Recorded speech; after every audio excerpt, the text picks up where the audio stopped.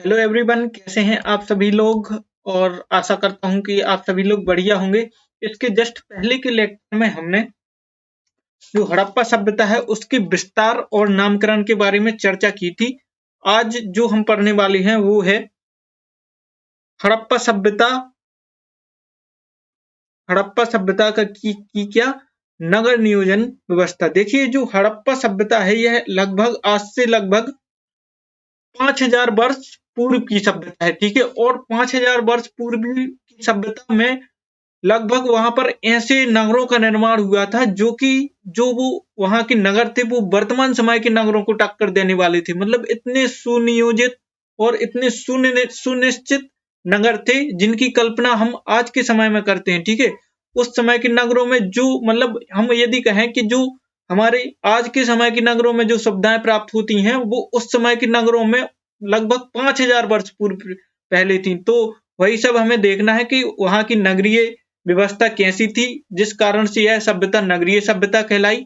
ठीक है, तो करते हैं स्टार्ट और बढ़ते हैं आगे। तो देखिए, सबसे पहले हम देखते हैं कि हड़प्पा सभ्यता। ठीक है, और हड़प्पा सभ्यता के अंतर्गत हम देखेंगे नगरीय सभ्यता। देखिए, सबसे पहले जो प्रश्न उठता है वह ये उठता है कि सबसे पहले नगर किसे कहते हैं। ठीक है, नगर किसे कहते हैं। तो नगर उस क्षेत्र को कहते हैं जहां की 50% से अधिक जनसंख्या, कितनी, 50% से अधिक जनसंख्या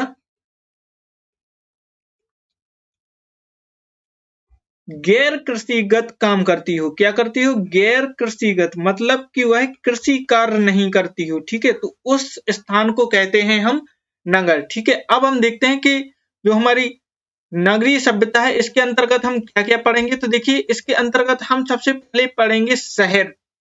सिंधु घाटी सभ्यता या हड़प्पा सभ्यता के शहर किस प्रकार के थे। ठीक है, इसके बाद यदि हम बात करें तो फिर वहां पर पढ़ेंगे सड़कें, कि उन शहरों में सड़कें कैसी थी।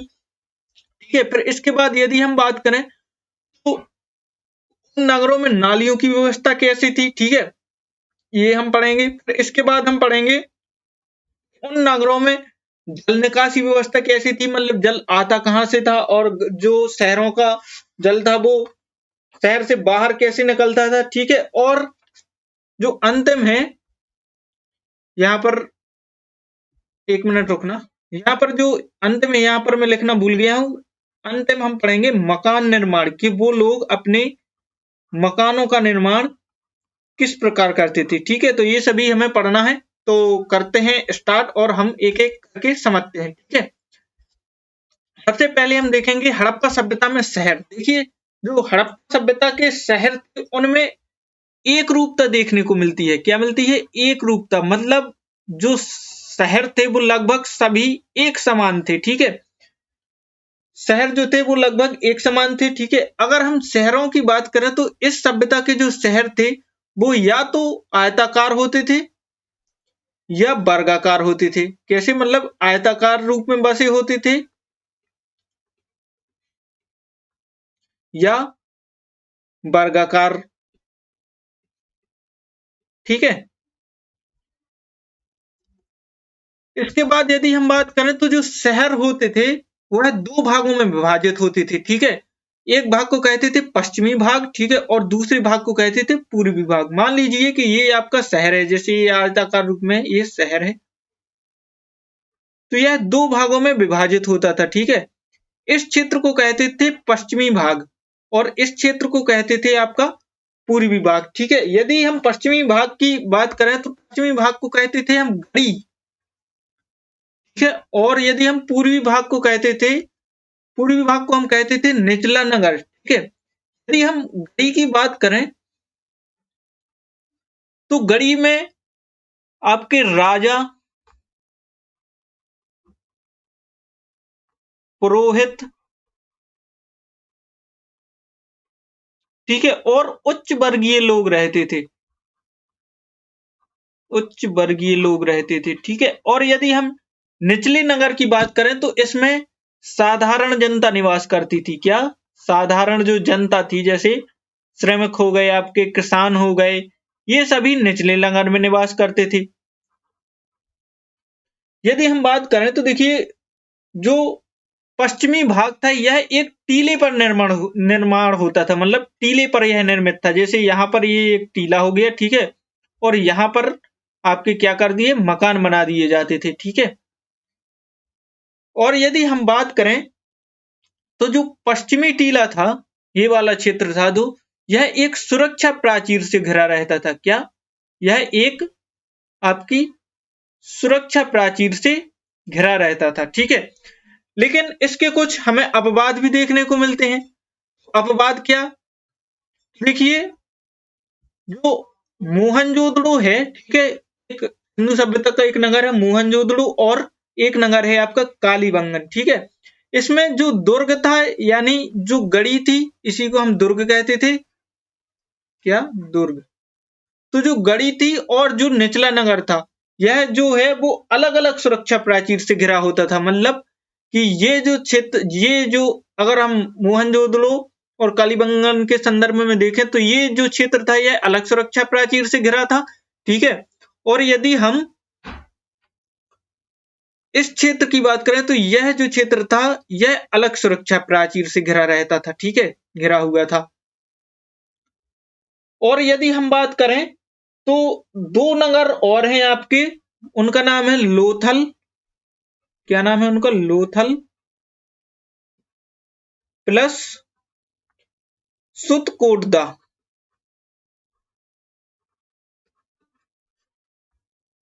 सुतकोतदा, ठीक है।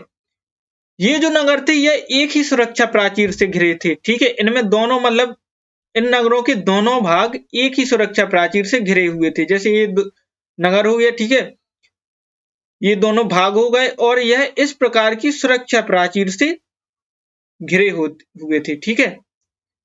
सामान्यतः जो सिंधु सभ्यता के नगर थे वह दो भागों में विभाजित थे, पूर्वी भाग और पश्चिमी भाग। लेकिन इसका भी हमें एक अपवाद देखने को मिलता है। क्या? धौलावीरा नगर। धौलावीरा जो आप नगर था वह तीन भागों में विभाजित था, ठीक है। कितने भागों में विभाजित था?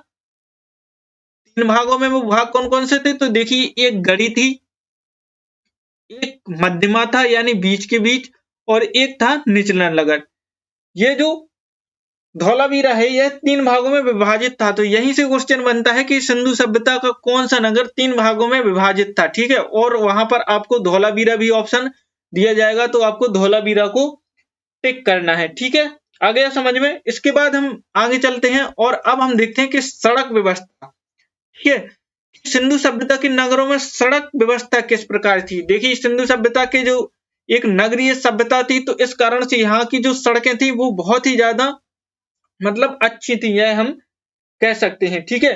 तो यदि सड़कों की यदि हम बात करें तो सड़कों का निर्माण करने के लिए ये लोग कच्ची ईंटों का प्रयोग करते थे। कैसी? कच्ची ईंटों का प्रयोग करते थे। कच्ची ईंटों का प्रयोग करते थे, और जो सड़कें थी वह उत्तर से दक्षिण और पूर्व से पश्चिम की ओर बनाई जाती थी। कैसी? पूर्व से पश्चिम की ओर, ठीक है।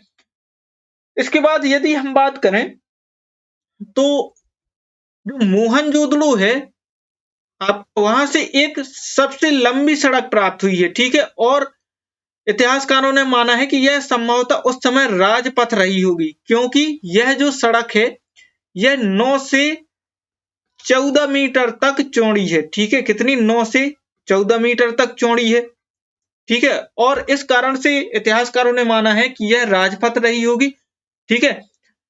जो यहाँ के मुख्य राजा हुआ होंगे या कोई उच्च कुल के व्यक्ति होंगे, वो इस सड़क से निकलते होंगे, ठीक है। इसके बाद यदि हम बात करें, जो सड़कें थी वो, सड़कों का जो जाल था वो आयताकार पैटर्न पर आधारित था, ठीक है। आयताकार पैटर्न का मतलब होता है कि सड़कें जो हैं वो एक दूसरे को समकोण पर काटती थी, ठीक है। क्या करती थी? समकोण पर काटती थी, ठीक है। और इसी आयताकार पैटर्न को हम दो अन्य नामों से भी जानते हैं। कौन कौन से? ग्रिड पैटर्न और ऑक्सफोर्ड पैटर्न। ऑक्सफोर्ड पैटर्न, ठीक है। अब मैं आपको चित्र के माध्यम से समझाता हूं कि यहाँ पर जो सड़कें थी वो किस प्रकार से बनती थी, ठीक है। तो मान लीजिए कि ये एक सड़क है, ये मुख्य सड़क है, ठीक है। ये आपका चारों ओर से बसा हुआ नगर है आयताकार रूप में,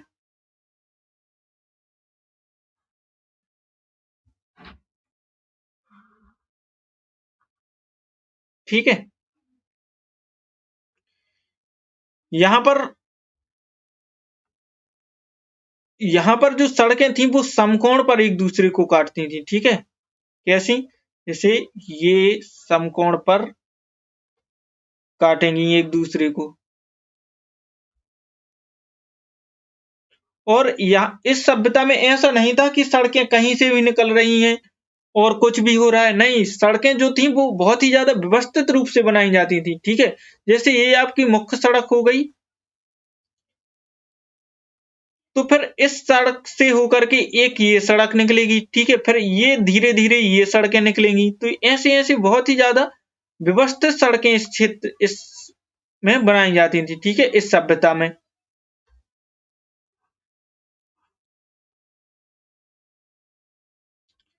इसके बाद यदि हम बात करें तो जो सड़कें होती थी उनके किनारे छोटे छोटे गड्ढे बनाए जाते थे। क्या बनाए जाते थे? जैसे ये छोटे छोटे गड्ढे बनाए जाते थे। अब ये गड्ढे क्यों बनाए जाते होंगे? तो देखिए, जब अगर जैसे बरसात होगी, ठीक है, और बरसात होगी तो इन सड़कों में पानी भर जाएगा, ठीक है, अगर गड्ढे नहीं होंगे, ठीक है। और अगर यदि गड्ढे होंगे तो बरसात का जो पानी है वो इन गड्ढों से होकर के बाहर निकल जाएगा, ठीक है।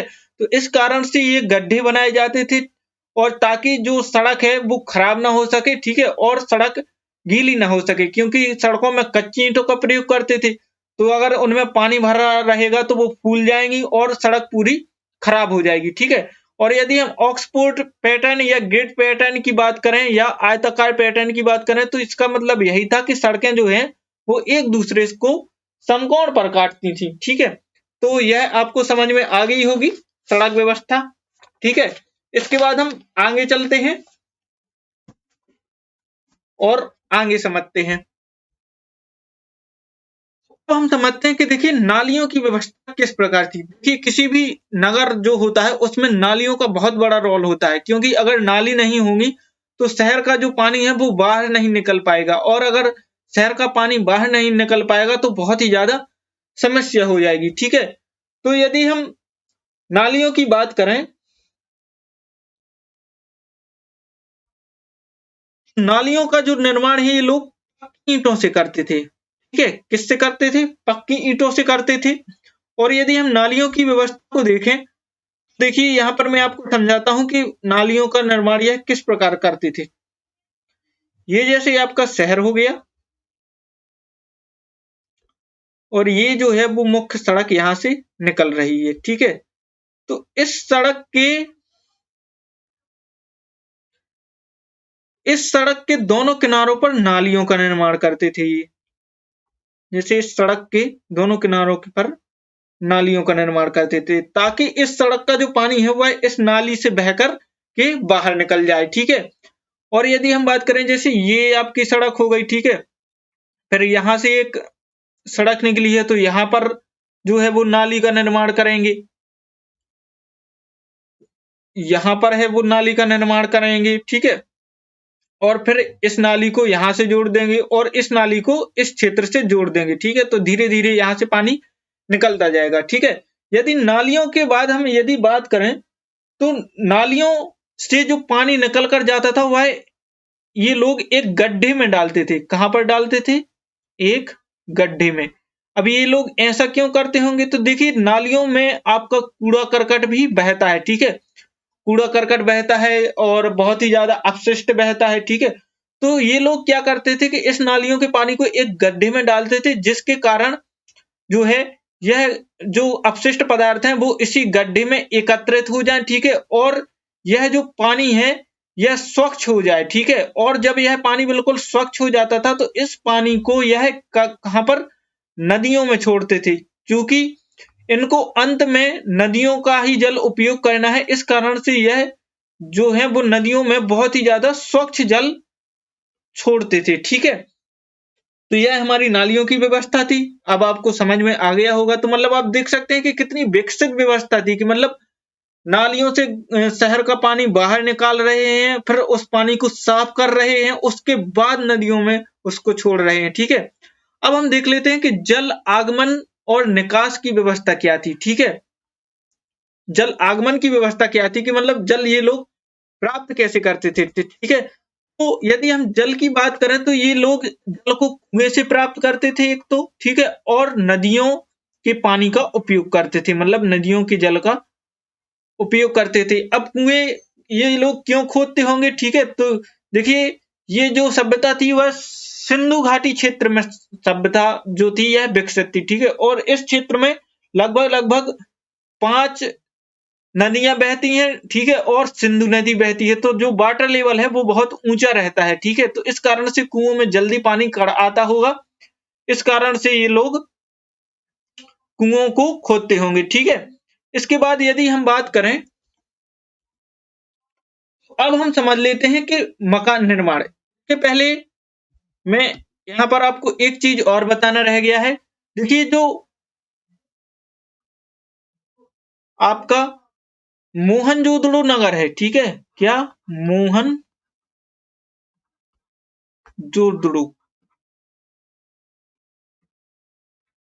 मोहनजोदड़ो जो आपका नगर है, वहां से केवल इस नगर से ही 700 कुएं मिले हैं। कितने कुएं मिले हैं? 700 कुएं। तो इससे स्पष्ट होता है कि जो वाटर लेवल है वो बहुत ऊंचा होगा, इस कारण से ये लोग जल्दी से कुआं खोद लेते होंगे, ठीक है। इसके बाद हम आगे चलते हैं। अब हम समझते हैं कि मकान निर्माण के आखिर ये लोग सिंधु सभ्यता के जो लोग थे, सिंधु सभ्यता के या जो निवासी थे, वो मकानों का निर्माण कैसे करते थे, ठीक है। तो पहले मैं आपको एक डायग्राम के रूप में समझा देता हूं, फिर यहाँ पर आपको फ्लो चार्ट के रूप में समझा देता हूं, ठीक है। तो यदि हम बात करें तो देखिए, इनके मकान जो होते थे वो आयताकार रूप में पाए जाते थे। कैसे? जैसे ये इनका मकान हो गया,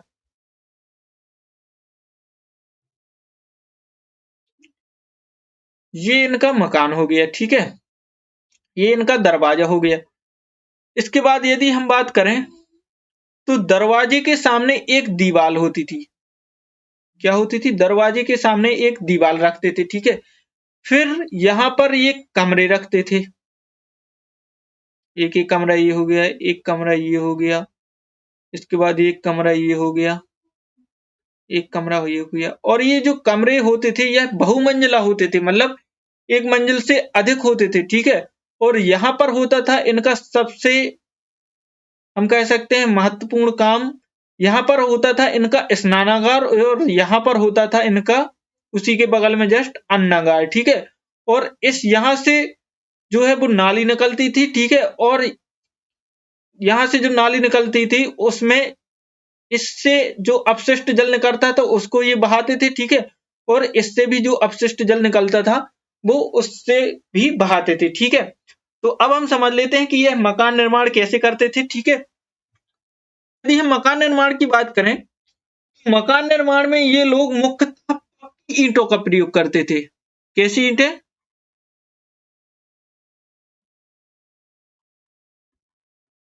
पक्की ईंटों का ये लोग प्रयोग करते थे, ठीक है। इसके बाद यदि हम बात करें तो मकान के जो, जैसे जो घर के मुख्य द्वार थे, जैसे ये वाला जो घर का द्वार है, यह सड़कों की तरफ ना खुल करके गलियों की तरफ खुलता था। गलियों की तरफ यह खुलता था, मतलब जैसे मान लीजिए कि ये यहाँ से मुख्य सड़क निकल रही है, ये यहाँ से मुख्य सड़क निकल रही है, और ये यहाँ से गलियां यहाँ पर जुड़ रही हैं, ठीक है। ये यहाँ से मान लेते हैं कि गलियां यहाँ पर जुड़ रही हैं। तो जो सड़कों का द्वार है वो इस तरफ खुलेगा, ना कि इस तरफ, ठीक है। अब इसका कारण यह क्या रहा होगा, ठीक है।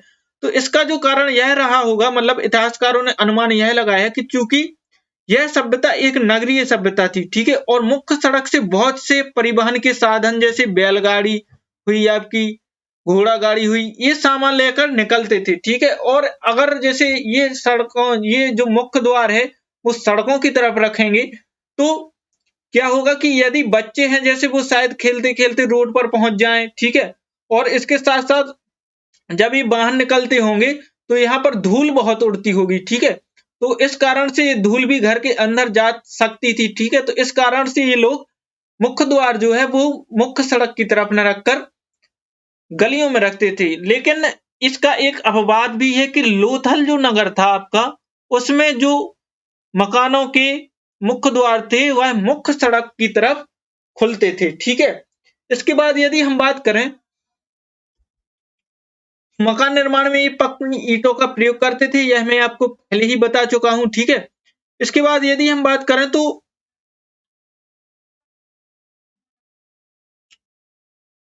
यहां पर होता था, देखिए एक मिनट, यहां पर होता था इनका आंगन, ठीक है, और आंगन में ये लोग पक्की ईंटों का प्रयोग करते थे, आंगन निर्माण में पक्की ईंटों का प्रयोग करते थे, ठीक है। और एक शहर मिला है हमें, कौन सा, कालीबंगन, ठीक है, क्या, कालीबंगन। इस कालीबंगन शहर में के लोग जो थे यह आंगन निर्माण में अलंकृत ईंटों का प्रयोग करते थे, मतलब अलंकृत ईंटों का ये लोग प्रयोग करते थे, ठीक है। आंगन में यहाँ पर एक कोने में यह लोग कुएं खोदते थे जिससे जल प्राप्त हो सके, ठीक है। इसके बाद यदि हम बात करें तो जो स्नानागार है इसका जो फर्श यह है लोग पक्की ईंटों से बनाते थे, किससे, पक्की ईंटों से। ये क्यों बनाते होंगे, क्योंकि स्नानागार में पानी का उपयोग बहुत ज्यादा रहता था, ठीक है, तो यदि कच्ची ईंटों का प्रयोग करेंगे तो कच्ची ईंटें गल जाएंगी और पूरा स्नानागार खराब हो जाएगा, ठीक है, तो इस कारण से ये लोग पक्की ईंटों का प्रयोग करते थे, ठीक है। अगर हम ईंटों की बात करें तो ईंटों को जोड़ने के लिए यह लोग जिप्सम, ठीक है, जिप्सम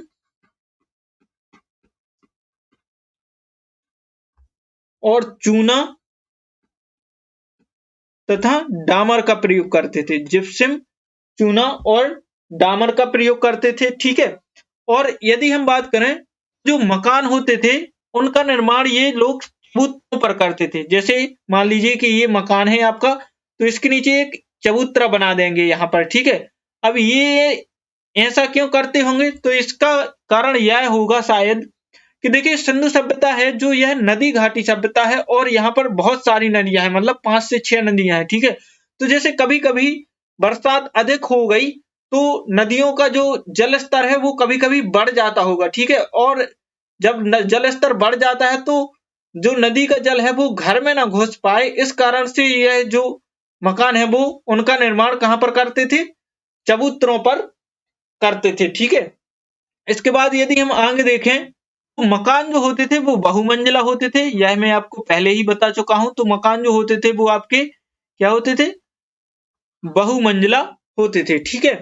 इसके बाद यदि हम बात करें, देखिए ईंटों का जो जुड़ाव करते थे वह इंग्लिश पैटर्न के आधार पर करते थे, मतलब यदि जैसे इंग्लिश पैटर्न क्या होता है, जैसे यदि आपने वर्तमान समय में दीवार बनते हुए देखी होगी तो उसमें भी जो ईंटें जोड़ी जाती हैं वो इंग्लिश पैटर्न के आधार पर जोड़ी जाती हैं, कैसे, जैसे ये एक ईंट हो गई, ये एक ईंट हो गई, ठीक है, फिर ये एक ईंट हो गई, एक ईंट हो गई, ठीक है, फिर ये एक ईंट हो गई, फिर ये एक ईंट हो गई, और फिर ये ईंट हो गई और ये ईंट हो गई, ठीक है। फिर इसके बाद जो ईंटें हैं वो लगाएंगे कारीगर इस प्रकार की, जैसे ऐसी, ठीक है, ऐसी।